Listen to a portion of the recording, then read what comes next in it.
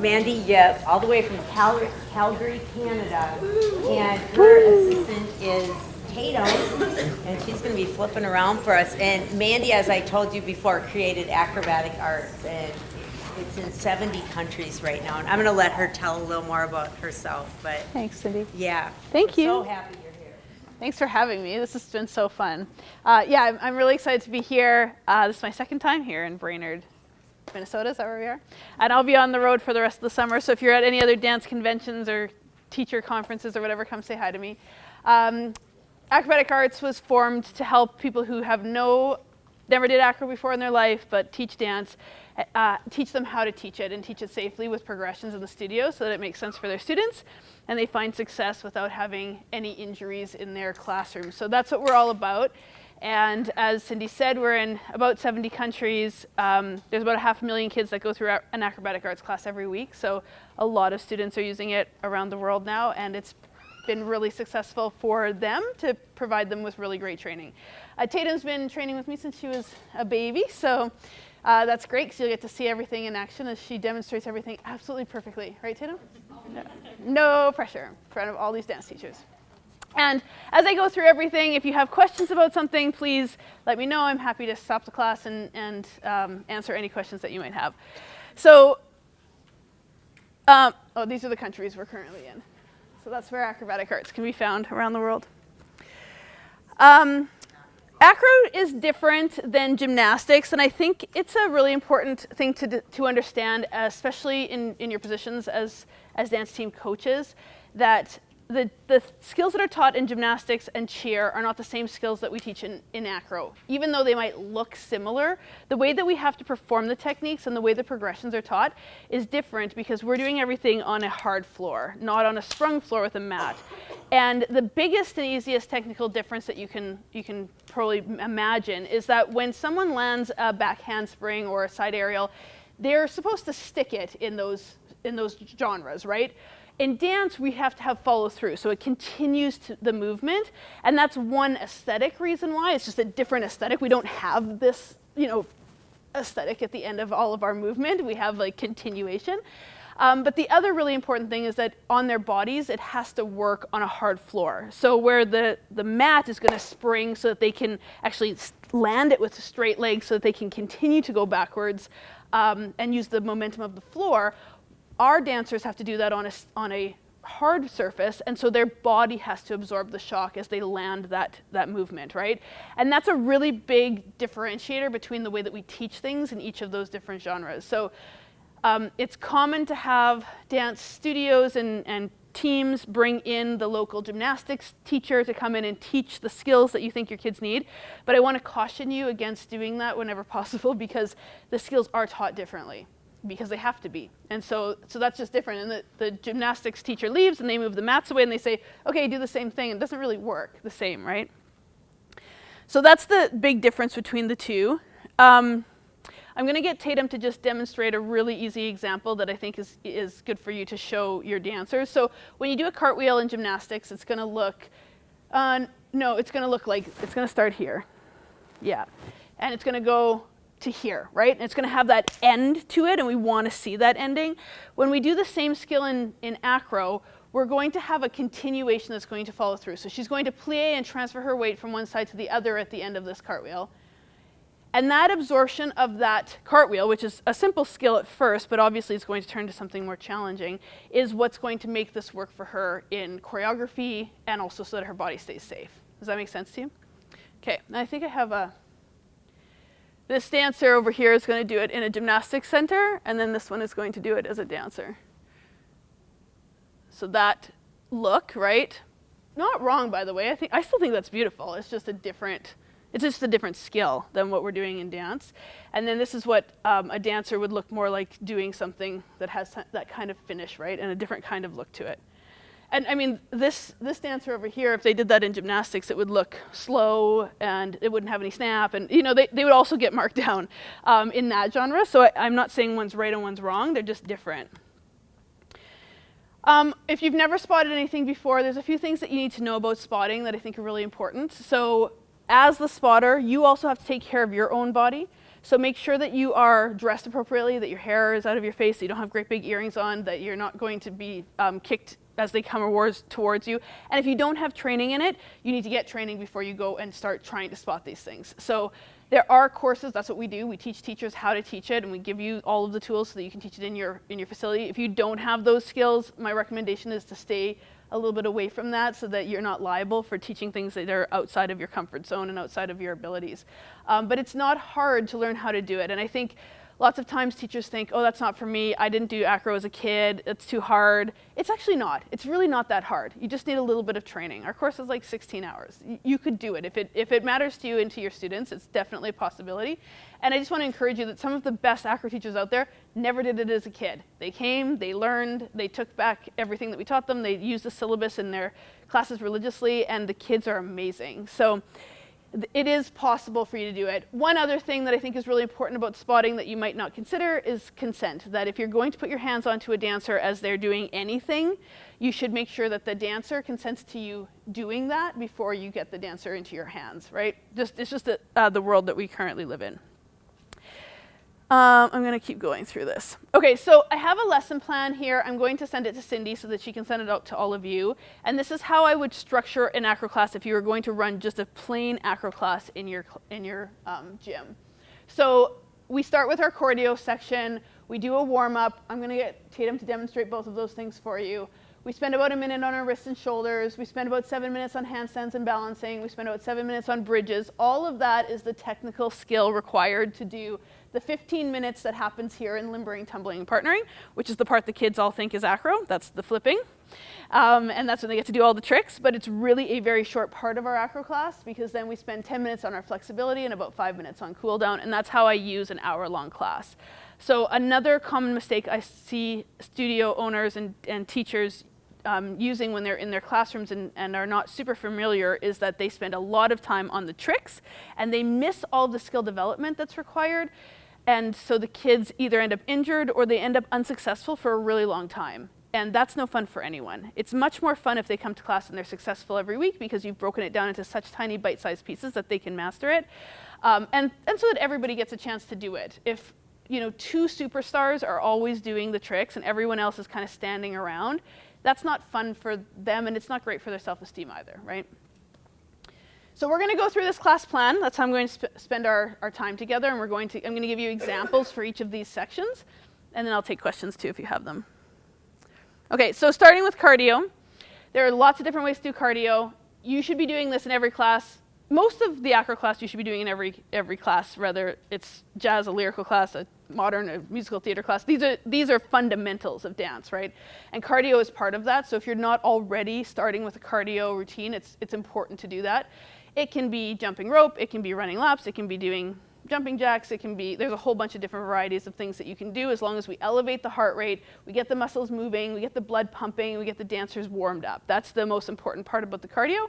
It has an extra amazing effect that they will be able to get through a 5-minute or a 2-minute routine when it's time for competition, which is also necessary, and sometimes the kids don't do that. They come into the gym and what's the first thing they do? They get on the floor and they start doing some stretching. Their bodies are not actually ready for that yet because they're not warm. So just like taking a metal piece of steel and trying to bend it when it's not warm, it's not going to bend very well. So it's not a great practice for them to come in and start with stretching. Okay, so I have this wonderful, is anybody going to do acro with us today? Besides Tatum? No? No? Anyone? Okay, here's some more examples of some cardio things that you can do, but I have this really great thing called cardio time, which I'm going to play for you, and Tatum's going to demonstrate a little bit. It's 5 minutes long. It's on YouTube. It's called Cardio Time by Acrobatic Arts. Look it up. You can just press play, and it does the whole thing for them. They'll think it's really cheesy, but they also get kind of like mildly addicted to it, and they think it's funny. And the dancer that performs the skills in cardio time is Briar Nolay, which is somebody they probably know about, so that kind of helps as well. There's 3 versions of it. Tatum's going to do the easiest version. There is an advanced and elite version as well. The elite version is absolutely impossible. Only Briar can do it, but I think it's kind of funny to put it on like at the end of a season and see if anybody can try and match her, but it literally is impossible. I don't know how that kid does it.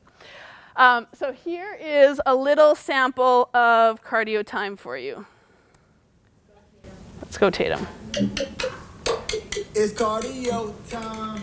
Jump, everybody, jump. Jump, everybody, jump. Jump, everybody, jump. It's cardio time. Now keep your knees up. That's Briar in the middle. The other two are also professional dancers, but probably not as famous.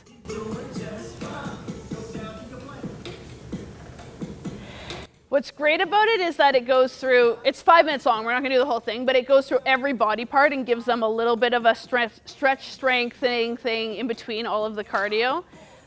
So every part of their body is warmed up by the time this 5 minutes is over.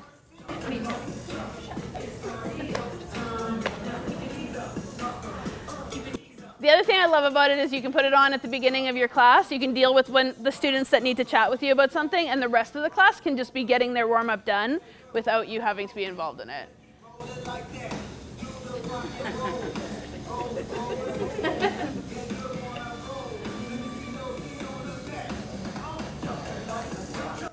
We'll do one more. I think there's 12 different things. So she did plank and rock and roll. There's 12 of them, I think, in the whole thing. There's also a short version of this that's only half of this time if you have to do a quick warm-up. Anyways, that's cardio time. Also, it's also on Spotify, and I'm having a little competition with Tate. She so far is winning. My student, Tate McRae, is out there doing the thing with the world, and she's writing music, and so am I. This was my one song, but so far. But if you guys listen to it more, you never know. Maybe I could come at her. I highly doubt it. Okay, so then once we've done cardio time, or some kind of cardio that takes about 5 minutes of your class, we're gonna do our warm-up. So it's another 10 minutes of our class. So we're now on the orange section. And I'm going to get Tatum to do this. Would anybody like to challenge Tatum to warm? It's like planks and push-ups. Anybody here want to challenge? Did you get excited back there? Let's go. Let's go. You can peace out. You can peace out at any time. Tatum better make it to the, well, Tatum has to make it to the end. She has no choice. Anyone else coming up? Okay. Okay, well, let's go. Let's work out. Okay, so the way that it works in my class is as soon as we finish cardio time, they know they got to hit plank immediately. As soon as cardio time's over, they're in plank. So cardio time's over, you're now in plank. We're going to do a mini version of this because we don't have 10 minutes to do the whole thing, but we really do this in every class. So everything that I do, we're going to do about a quarter of what I would actually do. Yeah? Okay, so we're in our first plank. We're going to do down and up. So we're going to go down, down, up, up on our elbows. So it goes down, down, up, down, down. I would use some music so they stay in time. Down, down. Now other side, go down, down, up, down, down, down, down, up, down, down, and plank, and hold. We're doing arm circles. We're going backwards and forward. Yep, backwards and down, backwards and down, backwards and down, and other way, go, go, forwards and down, forwards and down, forwards and down, and face me with your side plank. So we're here now. Good. This is our regular version. If you're feeling like a superstar, you're going to do what Tatum's doing, which is leg up to the sky. Okay? You're doing great. Okay, and we're going under and up, under and up, under and up. We're doing 4 of those. Good job. And then we're staying up here. We're doing développé and reach, down, kick, down, développé, reach, down, kick, down, développé, reach, down, kick, down, développé, reach, down, kick, face the back. Good job. So now we should be in reverse plank. We want those hips super, super high. You guys are doing so good. So good. Okay, we're doing retire, extend, down, right leg, left leg, retire, extend, down. Oh, yeah, you can do kicks. Retire, up, down, kick, down. Sure. Retire, up, down, kick, down. Retire. Are you serious, Cindy? OMG! Go, Cindy, go! That is so great. And we're going retire out to the side. So now in second, retire out, down, kick, down. Yep, retire out, down, kick, down. Retire out, down, kick, down. Go back to the first leg. We're going to go retire, lift. We're going to see if we can grab onto that foot with the same hand as leg. So we're going all the way up with this foot. Go up this way. Yeah, I'm sitting. There we go, yeah. Oh, no, we're gonna do that side. Never mind, we do that to the side, don't we? Never mind. Okay, so we're going that way now. Tatum's like, we don't do that. Okay, side plank, get into your side plank. Amazing. Okay, so instead of doing the unders and overs here and the retiers, we're gonna do this retiere lift, grab onto your foot this way. Retiere lift, and foot, and hold. Yeah. We would do both on both sides, just to be clear. We just don't have enough time here. Okay, we're going back into our regular plank. We're going to go up to downward dog, so walk it back. Heels are pressing down into the floor. Good, it feels good on the shoulder, I know.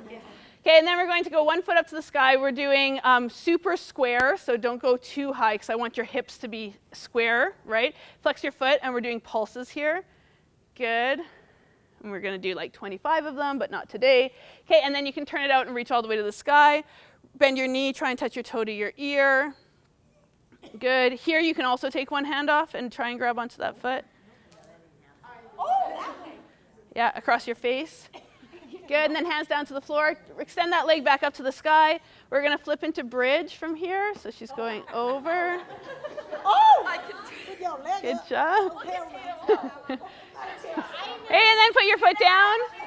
Press into your shoulders, so you're pressing forward. You guys are doing so good. And then you can go down onto your elbows. And you can push into your shoulders that way. And then come back up onto your hands. You're doing so good. And then we're doing the other foot. Good. And we can flip to downward dog this way. So keep going over. Extend. Good, and now square your hips off, so it might come down a little bit, flex your foot. You're doing 25 here. Yeah, you're on the other side now, other foot now. Good job. And go back to plank, and now we do our push-ups. Okay, anyways, we'll come down, that's plenty. We would do 10 full minutes of that, and you can imagine like the strength that is gained from making that happen. You guys did so good.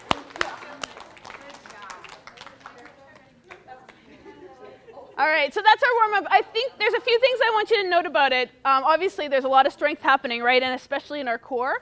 But the other thing that's happening at the same time is all of that extension work is getting our flexibility moving as well, and it's all in ways where we're not static. So I don't have them just sit in splits at the beginning of class. It's going to come at the very end of class, but the flexibility that we're doing at the beginning of class is things like arm circles, things like hip circles, things like développés and extensions, those kinds of things where the joints are in movement and where there's some strength element as well as the flexibility involved in it. We're going to work on gaining flexibility at the end of the class when we can stretch out the body and we don't need it to fire quickly.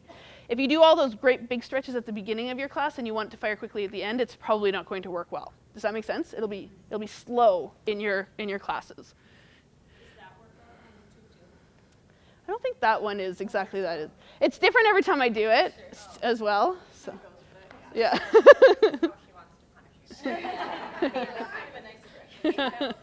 Yeah.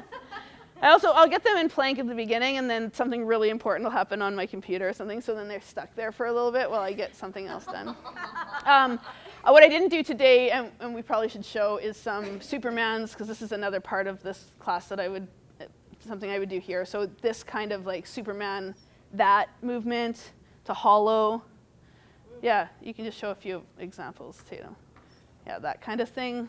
Making sure that you go both ways. So if you're going to go that, you should flip it forward, yeah. And then come back the way you came. You're really great. Yeah. Nope, that's good. Okay, so that's our warm-up. The next part of our class is our stretches for our shoulders and wrists. So we did some circles already. It's common for dancers to have really both weak and unflexible shoulders because we work so much on the rest of our body. And then this part, we like pretend doesn't exist, but then we want them to do acro. And that doesn't actually work very well. So in your classes that are really training acro, you have to spend extra time on shoulders. It's important. I think the wrists are really important too because they're going to complain about, especially that plank section. For those of you who don't do that many planks, you probably felt it in your wrists. Like one of the first places you would have felt it was in your wrists, and that's because they're not strong enough to support your weight. Now we want you to do a back handspring. Like that's a problem, right? So we have to make sure that they're strong enough to be able to hold on to that. So let's do some wrist stretches. Yeah, you can just show a few different ones. So we're going to move our hands all different ways. We're going to do a little bit of a forearm activation. Everybody gets to do this one, so put your book down on the floor and put your hands straight out in front of you like this, and make stop signs so that your hands are pressed up way up to the sky. And you're going to close your hands and open them. We're going to do 8 like that. 6, 5, 4, 3, 2, and now point your hands down and keep going. Try to make nice right angles, big fingers. 5, 4, 3, elbow straight, 2, 1, into the middle. 5, 4, 3, 2, and out to the side. 5, elbow straight, 3, 2, to the side. Point your fingers right to the back of the room. Big fingers, big fingers. Okay, and then we would do out to the side this way. So forward, up, and side. If you can't already feel it in your forearms, if you did a few more, you would definitely feel it there. But this is a muscle. These are muscles here too that we don't do a great job of preparing our dancers for and are really necessary. So just activating those muscles and then getting them stronger so they can hold themselves on their hands is an important part. Okay, so that was shoulders and wrists.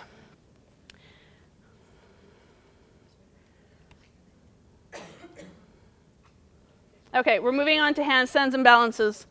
So handstands and bridges are the two most important ingredients in any acro, and you never get good enough at them. It's like doing a plie in ballet class. I don't care how professional Cirque du Soleil you are, you're doing handstands and bridges in every single warm-up that you do, even when you're backstage at the big show. And so from 4 years old all the way up, you can never have enough handstands and bridges, and we spend a ton of time on these things in our classes. So we're going to do a few little beginner handstand exercises for you right now, and then we're going to talk a little bit about the technique.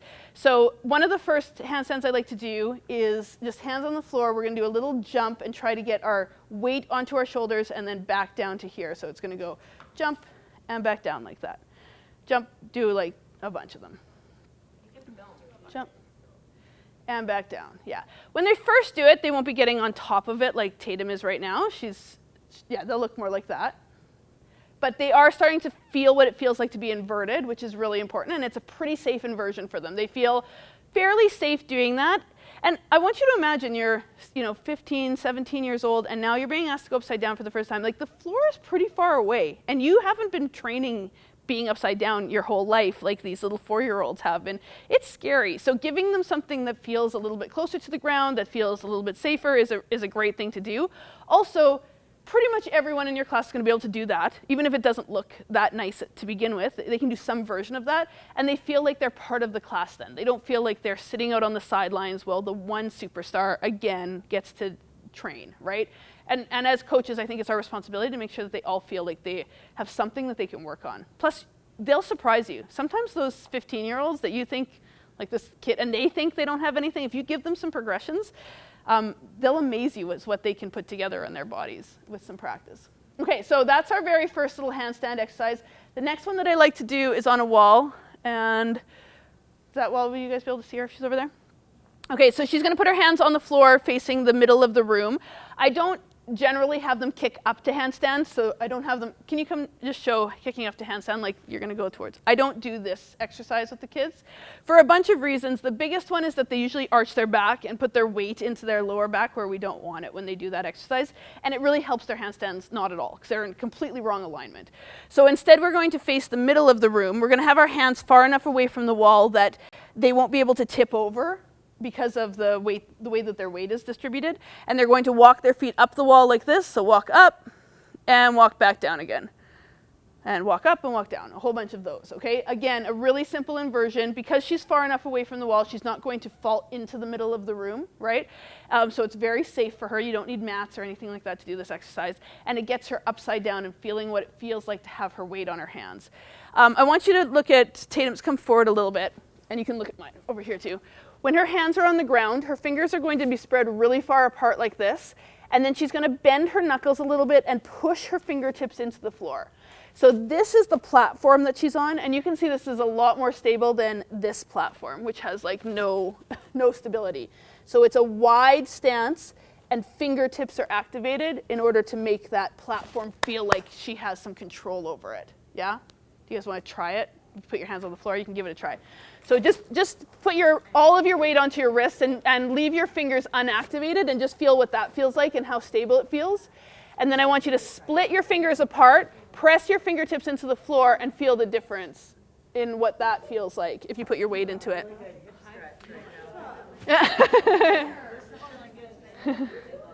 Yeah, it's a totally different feeling, right? Yeah, you can do that. Yeah, that's good. That's great, actually. There's your first handstand. Very good. If you can do it, they can do it. Exactly, yeah. So everyone can do these exercises, and that's a great place to start. And then what I do is, if that's hard for you, you stay right there. And then the superstars in the class do get to move on, because it's important that they get challenged as well. But you can have everybody working, so nobody's standing around watching the 1 or 2 kids, right? Okay, so we did our handstand up on the wall. We're going to do it again, and I'm going to just pay attention to a few other things. So we talked about the hands. Let's look at the shoulders and wrists as well here. So don't get too close. I want you to go out, yeah. But I want you to walk your feet down a little bit and then get into a pike, yeah. And then ribs in. Your bum is way too far out, Tatum. There we go, beautiful. Okay, so here, can you see how straight she is from her wrists to her shoulders to her elbows to her hips? That straight line is really important. And she can go from here to put one foot up into the sky, and she can switch legs by doing that exercise. Again, totally, totally safe. And she's managing the alignment from her wrists to her hips, which is the hard part of a handstand. The legs really can do whatever. Right? Eventually, when we are upside down, we're going to have those legs doing all kinds of stuff. But the part from the wrists to the hips, that's the part that they really have to lock in order to hold that handstand. Yeah. Okay. So there's a few examples of handstands. There are thousands of handstand exercises, and it's common in circus to say handstand every day. If you don't do handstands every day, you're not really going to have a fantastic handstand.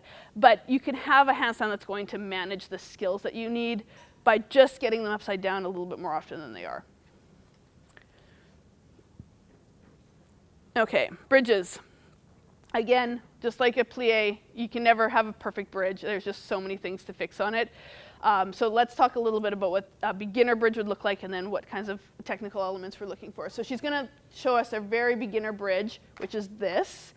Again, everyone in your class should be able to do some version of that bridge, so there should be something for everybody here. And once they've got their hips really, really high, you can have them reach towards their ankles and see if they can grab onto their ankles and get their hips a little bit even higher.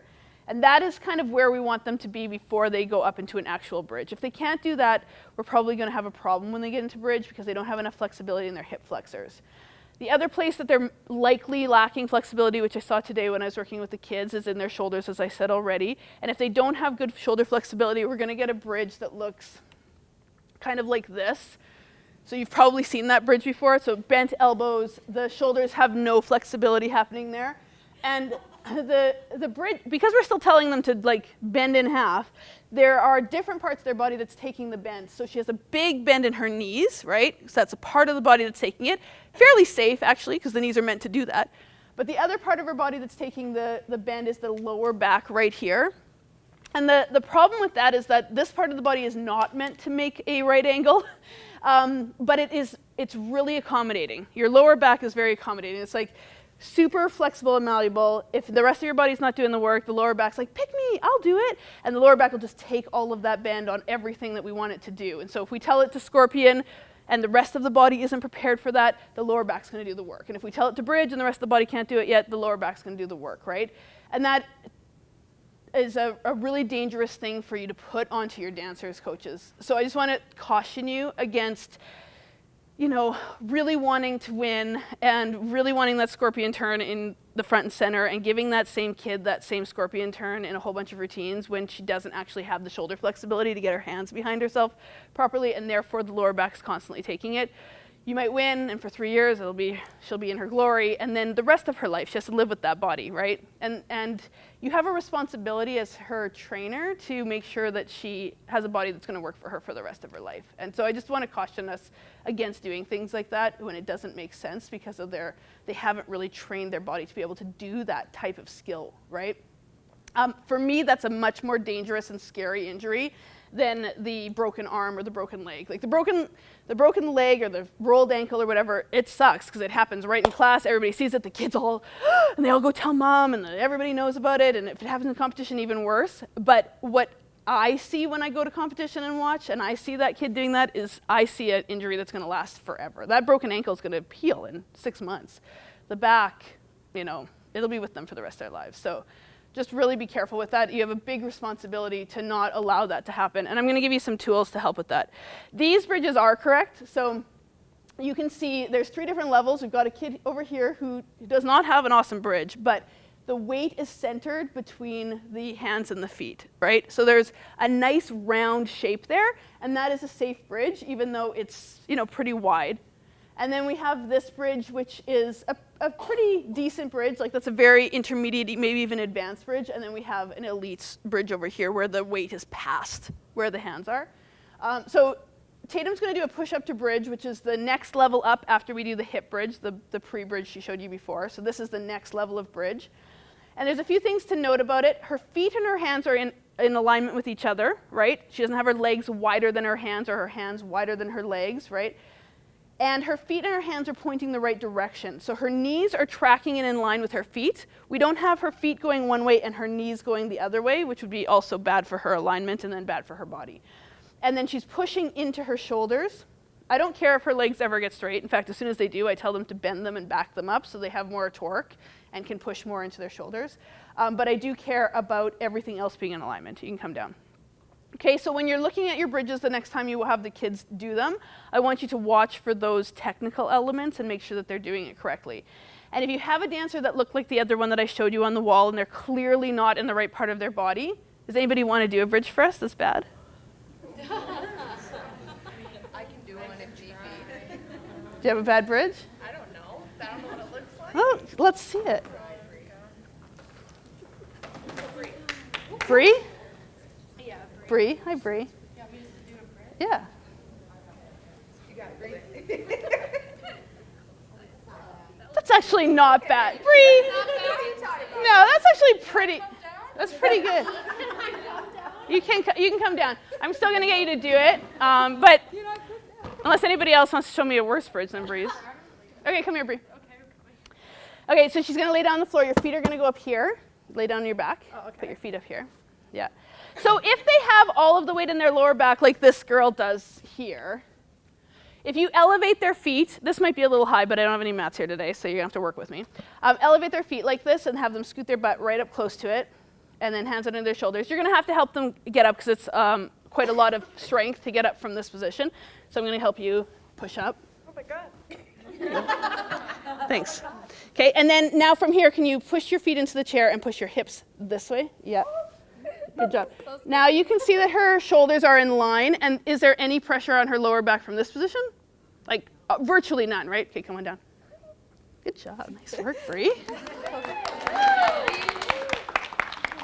So by elevating her feet, I've eliminated that really bad back problem, so I'm not hurting her as she works to train and get the shoulders to be more open. Make sense? So if you have dancers that are in that position, it would be smarter to get them off of, stop doing the bridge on the floor, let's get your feet up and let's get you working so that we can actually get this better, instead of just pushing them to do something that's actually going to make their back worse. Yeah? Okay. Thanks, Bree. Although that was a pretty decent bridge, so. Okay. So now we're going to talk a little bit about the meaty part of the acro class, the part that the kids all come to class for. And I keep this in this part of our lesson on purpose because by about this time they hate me and they're never coming to acro again for the rest of their life. But then we do all the fun stuff and they forget all about it, every single class. It's like pregnancy. So, so now here we are in limbering, tumbling, or partnering. So I usually pick one of those 3 things and we spend the 15 minutes really drilling something specific. So think walkovers, aerials, back handsprings, partnering skills, kip-ups, headstands, whatever we're going to work on that's going to be specific to their level and what we need for them to mature into a great acro dancer. So today I was going to use side aerials as our demonstrator. Do you have a different skill you'd like me to show you instead of side aerials? Because I can really do anything. Front or back walkovers? Done. Okay, let's do Well, let's kind of do both because they're really closely related. All right. So we already showed you the very first progression for a walkover, which is a baby bridge or pre-bridge, the one on the floor, and then the press up to bridge. So we're going to pretend like we've already practiced those things and we're moving up onto the next level. And whatever level your kids are at, I'm going to assume that every time you go to the gym, you have multiple levels of kids. You've got some kids that are exceptional, you've got some kids that are super weak, some that are good at this, some that are good at that. That's normal. And so as a smart coach and as a really great teacher, it's your job to have progressions for every single kid that's in your class. And the way that I do that, especially if I don't know the kids very well yet, is we all start at the beginning, and when you master that thing that's the first progression, you get to go to the next one. And when you get that one, you get to go to the next one, and some kids get all the way up here by the end of the class, and some like never move off of that skill. But every time we do it, they have to do something. So if they're doing the first thing, then they're doing the first thing again. Okay, so we've done the first two bridges. The next one is going to be a kneeling half bridge, so she's going to be here. We're going to think about lifting up through our body here and having some extension before she goes back. And I want her to feel like her spine is being separated here, like pearls on a necklace that we're kind of stretching out before we want to go back. We also use breath here, so as she goes up, she's going to breathe in, because as she goes back, she's going to breathe out, okay? And then she's going to come back up, and she's going to fix her posture here before her arms come back down again, okay? I'm looking for a really straight body position before she starts and after she ends. I'm looking for no twisting, so I don't want her to go like this to the side. I'm looking for super straight elbows and arms and that they stay shoulder width apart the whole time. It's common for them to want to go like this when they do walkovers. The further out your hands are, the closer your head is to the floor. So when you have your hands in right underneath your shoulders, there's a lot of space between you and the floor. When your hands are out here, there's very little space between your head and the floor, and that's kind of dangerous too, right? Okay, so that's our kneeling. Half bridge would actually go a little bit shorter than what Tatum just did, and maybe all that it looks like at the beginning is like, it might only be that much for them. That's okay, wherever they are is fine, but eventually we're gonna get them to go kind of all the way down to the ground. From there, I'm gonna take her back to the wall, and we are going to do walking down the wall and back up to standing. We're gonna do a half bridge first. So she's gonna have that same feeling, the same breath is gonna happen here with a breathe in and a breathe out. She's gonna put her hands on the wall, just come right back up from there and come back up and finish. Okay, so that also, not a super challenging skill. That might be too advanced for some of your dancers. If you have dancers that are even weaker than that, it might look only like this, like fingertip and back up. Like that might be as far as they can go. And if even that's hard, you put them closer to the wall and then you do fingertips, you know, and then let's see if we can get an inch out, another inch out, another inch out. The more you can chop it up into little pieces and have them feel like they did something, like they were successful, the more likely they're going to want to try again the next time, right? So give them something that they can do. Okay, so once they can get their hands flat on the wall, like Tatum showed us, so she went flat on the wall here. Yeah, a little too far. Good, then we can start walking down the wall. Put our hands on the floor. Press our armpits into the wall. So she's got her armpits pressed right up against the wall, and then she's going to come back up. She's going to get both hands to the same place on the wall before she stands up. So another common mistake is for them to get one hand on the wall here and then sort of like twist out of it. We don't ever want that twist in a walkover. It should be super square, so we want to see that come all the way up and finish, right? Okay, stay at the wall for a second. Once they have walked down with lots of hands, I'm going to challenge them to do it with less handprints on the wall. So last time you did it with 4 down and 4 up. This time let's see if we can do it with 2 down and 2 up. So she goes hands on the wall, 2 down and 2 up. Or if they were at 8, they go to 6 and then 4 and then 3, right? And see if they can get less and less hands until obviously what we're trying to get to is down and up. But the wall does really help with that. When you're watching that technique, her hips are forward the whole time. It's common for them to kind of get scared about halfway through and pike the hips backwards. You're going to see that in pretty much every skill they do as well. So in the front walkover, you're going to see that happen. And you're going to see it in the front aerial as well if they don't have a good control of their hip flexors. So when we're doing these simple foundational skills, we want to try and make sure that those hips are staying forward the whole time. An exercise that I like to use for that is facing the wall, kneeling down, and she's going to do that same kneeling bridge, but she's going to have contact with the wall with her hips, and she's going to be asked to keep that contact with her hips the whole time up and down. That's pretty hard for them to do. What they want to do is sit back on that, and we want them to keep that forward and flat, okay? So far, these skills all have like some version of it that everyone can do. It might not look as pretty as that to start with, but there's something that they can do there. Now we're going to get into things that they have to master. They have had to master those foundations before they can do these ones. Okay, so once we have those, we can do a bridge and recover. A bridge and recover is a super, super hard thing to master if you want to get it right. Just like a plie, I mean, it's just never perfect. I can always find something. Tatum's going to show us a really beautiful one, and I'm still going to be able to pick it apart like it's no tomorrow. She's going to reach up.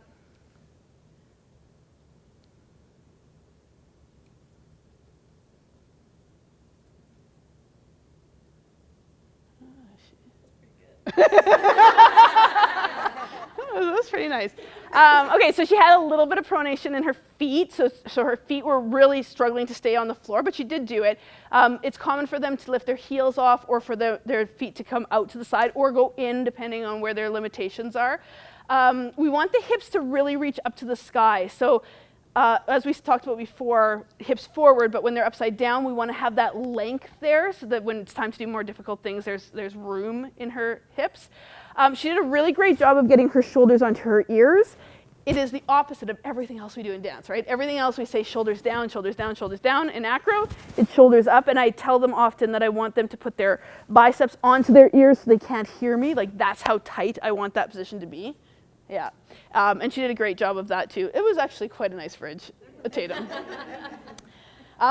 It's also common for them to step out of it. She didn't step out of it. It's common for their hands to not be in line, so they have their fingers out to the side or their elbows bent, hit the floor too fast. Those are all common mistakes, and we're trying to get all of those things eliminated until it's perfect like that. When it's really great, then it makes everything else so easy.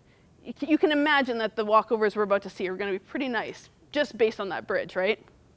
And if I see a bridge, like from 1 second into their bridge, I can tell whether or not they're going to be able to do the skills that I have planned for us that day. So that's usually where I start.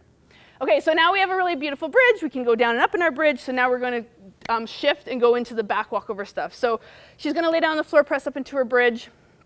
We're going to do something called a tendu, retire, tendu, and close, and tendu, retire, tendu, and close. So we're practicing getting our weight distributed into one side of the body or the other, which is necessary for a back walkover.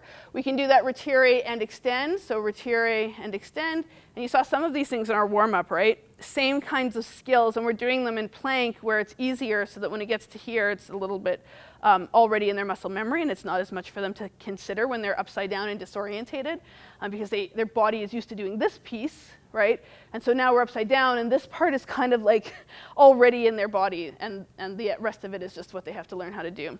Then we're going to do the same bridge. We're going to do a tendu again, and we're going to do something called a kick and jump or kick and hop. So she's going to kick and hop on her foot. It might not look that great to start with. Can you show us like a really small kick and a really little hop? Yeah, it might look more like that. As long as they can land back on their feet, which you'd be surprised, like that isn't that hard for them. If they can land back on their feet, they can try that skill. And then what we want to do is get that battement higher and higher and higher until eventually they will kick themselves all the way over if they do a good job of it. So I rarely spot, in fact, you haven't seen me spot anything yet, have you, coaches? That's on purpose. Nothing here do I spot. I don't get underneath of them, except for Bree. I will spot that because I was helping her to get like her weight into her hands. But other than that skill, and I do that for everyone, not just you, Bree, I don't get my hands on them because there's no point. Me getting underneath of her and doing this for her, like who's that helping? It's not helping her because she's not learning anything, and it's certainly not helping me because I don't want to work out today. Okay, go up there and do it again. Okay, so now she's going to do that kick and jump, and she's going to kick really hard. And then the other thing that's going to happen is she's going to lift her head, and as she starts to lift her head, it'll change where her weight is positioned so that she gets all the way over. So do it again and watch where her head goes here this time, teachers. So she's going to do her kick and look, head up, head up, head up, head up. And that lift is actually what gets them over. So the kids think it's the kick, and they're looking the other way. Do it again, and I want you to look that way when you do it, because this is common. It's common for them to look up like this when they're doing their bridge anyways. Can you see how much harder that is going to be for her to get over? Okay, now change your head. Yeah, and you can see that that's going to work, right? I have to do 3 on the other side because you did them all on one side. Actually.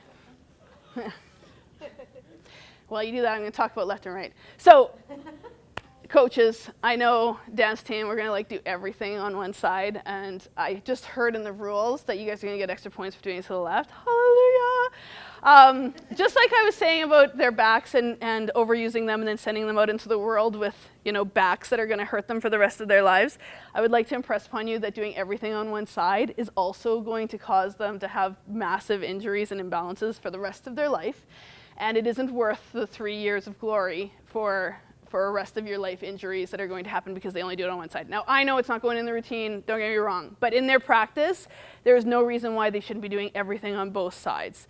And I think to counteract what's going on in the routine where we're going to drill that thing over and over and over again on one side, you have to do extra on the other side in the training time of your classes. Otherwise, you end up with one side that's like all flexible and beautiful, and one side that's just like all muscle from like holding that leg up there, and then they walk. Like, I'm sure you as people who danced and probably didn't have coaches who forced both sides. I certainly didn't. When I was training, it was all on one side, and I feel it now and will for the rest of my life. And that's, you know, we don't want to send them off like that, right? We have a big responsibility to not do that. Okay, so now we have this kick and jump. We have this beautiful bridge. We have a beautiful bridge and stand up. There's one other element that we're missing. That's handstand to bridge. We need that skill too. So she's going to do a handstand. We have, I don't know how many handstand progressions, but a lot of them. And then we eventually get to the bridge. She's going to do that again because that was not good.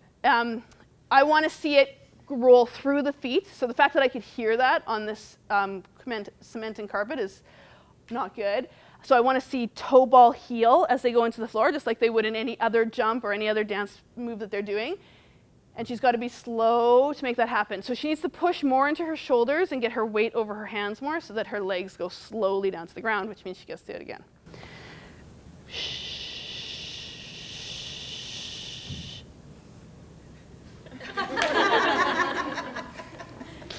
Yeah, that's the hotel tonight. We'll do some. Don't worry, coaches. We got it. We will work on it tonight, right, Tatum? Yeah. Okay, so I do want it to be nice and quiet as they land into that. To make that into a walkover, she's going to land on one foot, and then she's going to do that recover. And because she has such a beautiful bridge and recover, this shouldn't be that challenging for her to put these things together and have it land only on one foot. I forget who asked me for walkovers, but are you putting it together? Yeah, okay, awesome. Okay, so let's do back walkovers first. So this is the down to bridge that we did before. We're going to do it on one foot only. We can add one more progression in here too, but I actually think it's harder than the back walkover, so it's more of a thing to like get them really great at it. But it would be do it again, Tatum, but when your hands hit the floor, I want the leg to go to 12 o'clock and then just stop there. Yeah. So this is a progression, but it is actually harder than the walkover itself because the walkover just goes through and it's actually easier. So show us the back walkover now. Okay, so that's our back walkover, other side. We should be doing them on both sides. And she's going to do it again because she made a mistake. Does anybody know what the mistake was that she made on that side? Besides Tatum. So she got a little bit scared, and instead of leaving this foot in tendu with no weight on it, because the tendu shouldn't have weight on it, she put her heel down for a second before she went back. It's like a little nervous twitch. Lots of kids have it. There is no reason to do it because she's not actually getting any weight on that foot. Her weight's behind her, but it makes her feel more secure. And so I'm going to make her do it again. Yeah, until she makes sure that there's no weight on that foot. And you can have them elevate that just a little bit if you put a mat underneath their foot so that they have to stay in tendu. They're less likely to make that mistake. Okay, and then let's see your front walkovers. We're looking for really nice square hips. We're looking for no weight on the front foot when she lands this, so it should land in tendu there without any weight on that front foot. Do it again.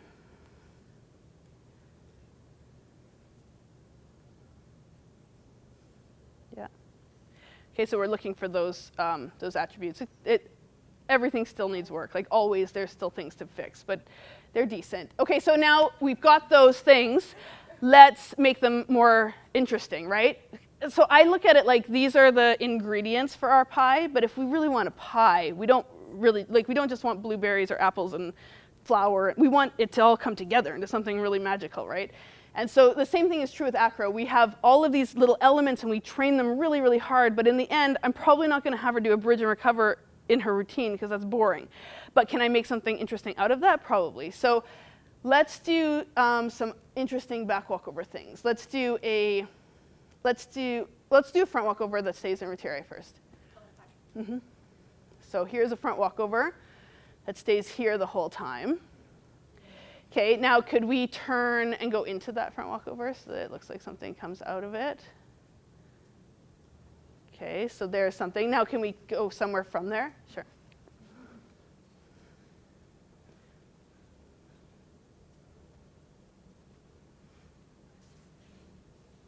Interesting, yeah.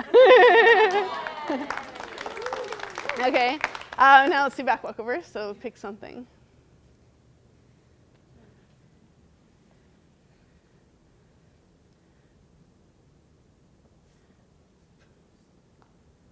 Okay, so there's something interesting. Now can you do something to get into that back walkover? Could you come up a little bit more to the middle?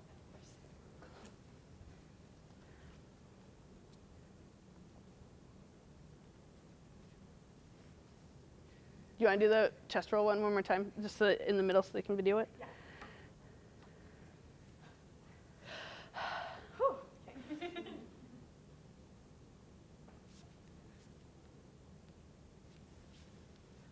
Yeah.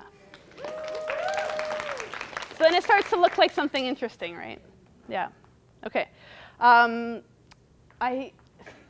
I'm going to keep going. And then at the end, if you guys have other questions, you can. Okay, so that's how I would use this 15 minutes. I would pick something. We would not be all at the same level. We might have some Tatums in the class. We might have some Mandys in the class. Mandy's just barely getting her fingers on the wall still, and Tatum's doing that. And then there would be we'd mix that up for a dancer like me, where I'm doing some handstands, you know, those jump up and down. Maybe I'm walking my feet up and down the wall. Maybe I'm doing some extra strength or flexibility exercises for my shoulders or something like that, so that I can eventually get to that place. And everybody is going to be challenged.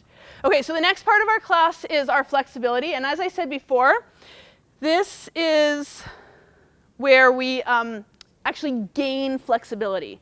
So we don't gain flexibility at the beginning of the class. We get our bodies mobile so we can use them.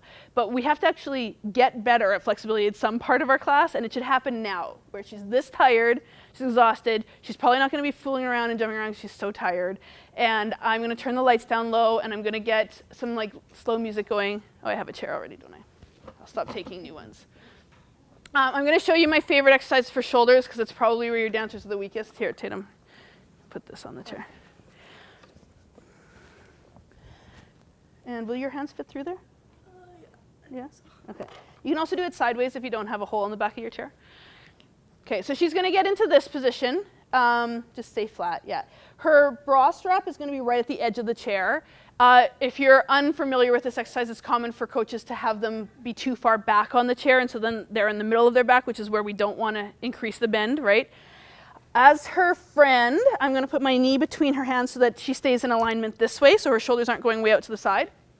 And I'm going to hold on to her biceps with cupped hands like this, not thumbs out. There's a ton of little nerves in this part of your body that we don't want to put a lot of pressure on, so by cupping my hands, I'm going to distribute that pressure. It's a little tricky on this chair, but I've got it. Now she's in charge of her own flexibility here. She's going to sit her bum down until she can't go any further, and she's going to close her eyes, and she's going to hold it here for like 20 seconds. Okay, we're going to only do 10 though today.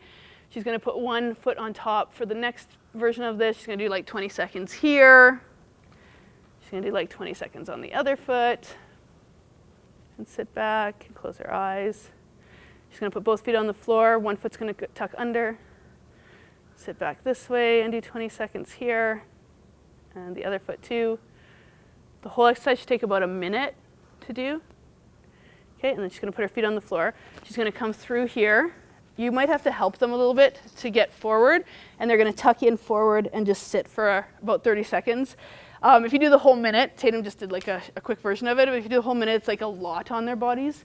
You might even find them like cry or laugh, like it can evoke an emotional response from them because it's such a deep stretch, but it's exactly where we want them to get more flexibility. So it's a really great one for helping opening up the shoulders and the upper back a little bit too. And generally, I'm finding that dancers are even worse at this than they were 20 years ago because this position is so common for them that this position is really abnormal. Even us sitting here, like we're sitting like this, and we do this with a lot of our day. So the opposite is important for us to get in. So if she was to do that off to the side, what would it? It would look like this. So I would just be here, like that. Yeah. Sorry, here am I. Yeah. Okay, so I use this example because it's the kind of stretching I would like to do, but I have hundreds of different kinds of stretches, so I'll do one more for hips. So Tatum, can we do, yeah, sure, grab one more chair. If you don't have yoga blocks in your studio, maybe get the kids to all grab one. You can get them at Five Below for $5, and they should bring them with them. I don't have one with me today, but if I did, I would put it under her first foot here, like her front foot, and have her flex that front foot. You can also back that up into the wall so that her foot has to stay flexed, and the yoga block would be sitting here. Yeah? Okay, she's gonna be super, super square with her body. Her hips are in alignment in 3 different ways. So they are closed, okay, so this is unsquare, square, so that's one of the ways that they're square. Another way that they're square is whether their hip is up or in line. So this is unsquare, this is square, okay? And then the direction of the pelvis also has to be square. So unsquare pelvis, square pelvis. And we want square in all 3 directions. If they're square in all 3 directions, they will never need to get an oversplit because this is going to be enough for them. It's almost impossible to do this and have an oversplit.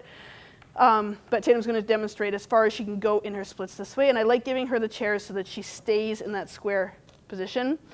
Challenge your dancers to see if they can make this happen with their split, to stay in a square split instead of just opening up. So if I asked her to just go flat down, like she can do that. That's not hard for Tatum. But I don't want that. I want this, and that's as far as she can go square. If you practice it this way, you're going to have nice leaps because if you have a really great square split, an open split's easy for you. Thank you. But if you just practice like open, you have a hard time getting further into it. And what ends up happening is they want to put their leg up onto something. Well, they probably won't want to, but you're going to make them put their leg up onto something to do an oversplit. And we're going to stretch out ligaments that can't go back where we don't want to have more flexibility. Does that make sense to you? We want to gain the flexibility in the right parts of the body, and this is going to target exactly where those flexibility areas are necessary for their split. So we would do the same thing here, like 30 seconds in this position. Go back into it for a second. So we do like 30 seconds in there maximum here. Then I would do some open and close. So we would do unsquare square, do like 30 seconds of that, or 30 seconds of unsquare square with our pelvis, or 30 seconds of unsquare square this way, so that they can feel the difference between those things and also start to gain some of the strength that's required to maintain the correct positioning. Yeah? Okay, so that was our flexibility. Our cool down part of our class is going to be something that has a twist in it. So for example, laying on the floor and drag and twisting over to the side like that. Anything that's going to have a twist in our back is good to finish up our class. And the outline of this class is really good for any class that you're doing. It's not just acro. You would just take out that 15 minutes and you'd put in your jazz 15 minutes or your lyrical 15 minutes or whatever it is that the class is all about, but the rest of this stuff is just so vitally important. And maybe instead of handstands and bridges, you do pliés and tendus, but like it's the same idea, so it's about how you structure your class. All right, coaches, it's been super fun chatting with you. Thank you so much.